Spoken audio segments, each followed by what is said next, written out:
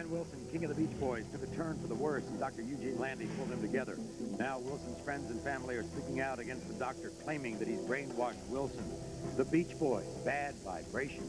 Three young women whose sweet music has swept them to the top of the charts.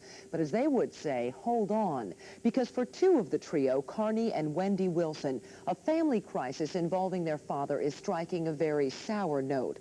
Lyndall Marks tells us why the sisters might change the title of their new hit, Give It Up, to Give Him Up.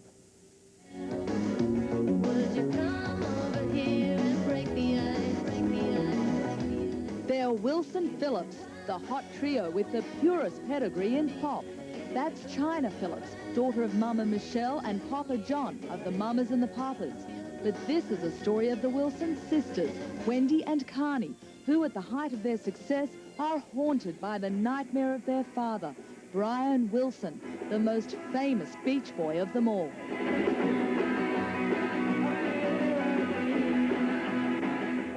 Like Wilson Phillips, the Beach Boys were family. Two brothers, a cousin, and a neighborhood chum. We started out as little babies, and we grew up into men, you know. And that's a dramatic story. It's a story of the Beach Boys. It's a very dramatic story, you know. I will make your dreams come true.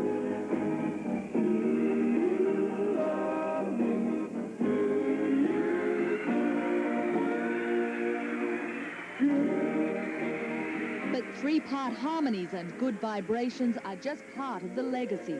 Today, his family is fighting to save what they claim is the Brian they once knew, the musical genius who at one time was destroyed by booze and drugs, the millionaire whose family believes is still being held hostage in Hollywood.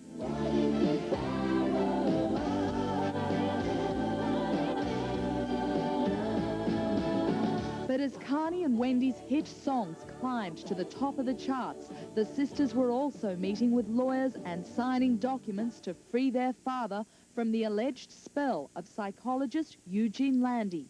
They claim he has controlled Brian Wilson for more than 15 years. I hate the guy, okay? I would love to kill him with my own bare hands. This is the honest-God truth. But there's laws against it. Mike Love is Brian's cousin and lead singer of the Beach Boys. He and other members of the family hired Dr. Landy as a last resort in 1975 when Carney and Wendy were just kids. Back then, Brian wasn't much of a dad. He overdosed on depression, alcohol and drugs. His weight ballooned, his temper flared, and he refused to get out of bed. I stayed in my room for about 3.5 years. I was taking some drugs, you know, and I experimented myself right out of action. That was really what life was all about for me, you know, staying in bed. I mean, I was hiding away from everything and anything, and it was just one big hideaway.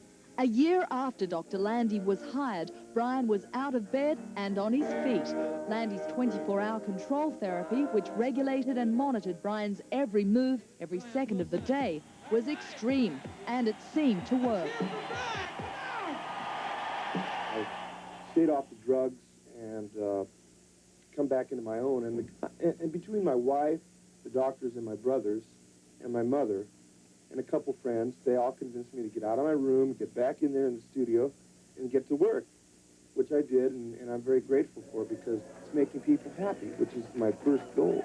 Today, the Beach Boys family is far from happy. His daughters, his mother, his brother Carl, and his cousin all say the doctor who was hired to save Brian's life has stolen Brian's soul, a point emphasized when we talked to Brian's cousin, Stan Love.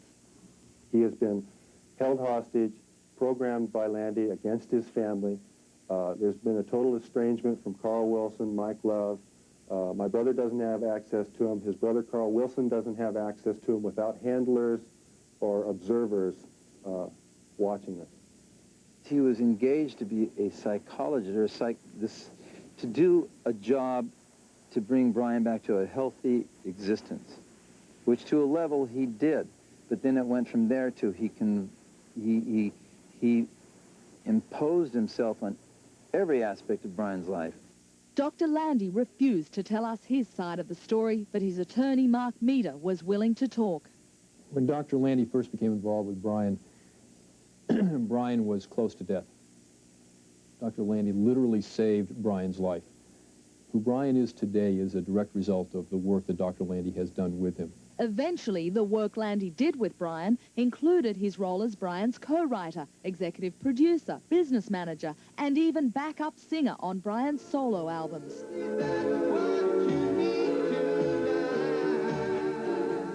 In 1989, Landy surrendered his license to practice therapy after a state medical board found, among other things, that he had administered medication to Brian illegally and had improperly entered into business relationships with his client. He gave up his license, but he assumed even more control over Brian in the process. So now he became his manager. Now I think it's got to be going too far when the psychologist becomes the co-writer, the producer, the manager, and dictates his calendar 24 hours a day.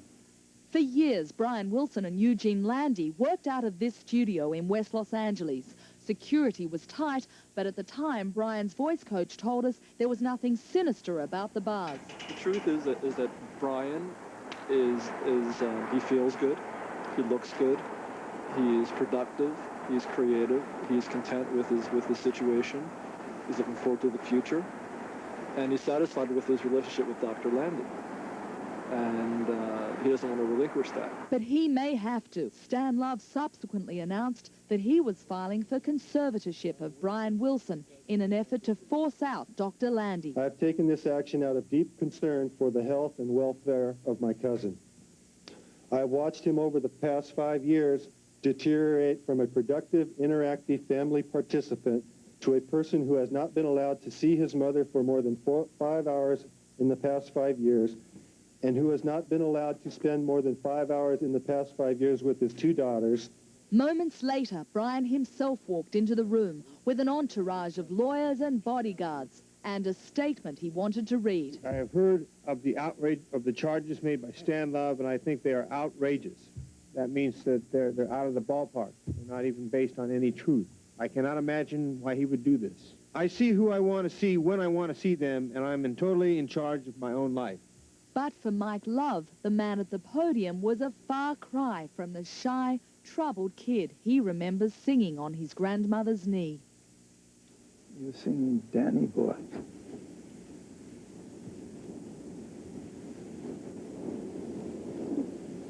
And he was only about 8 years old, 9 years old. And you could hear in that voice, it was like everybody was still. Brian's daughters have memories of their own, of the father who was estranged from them before they knew him as a friend, of the legend whose music made millions smile but may never have found happiness himself. Today, the same accolades, the same success that Brian once enjoyed is theirs. But even as they reach for stardom, they hold on to the dream that one day they can share that success with their father.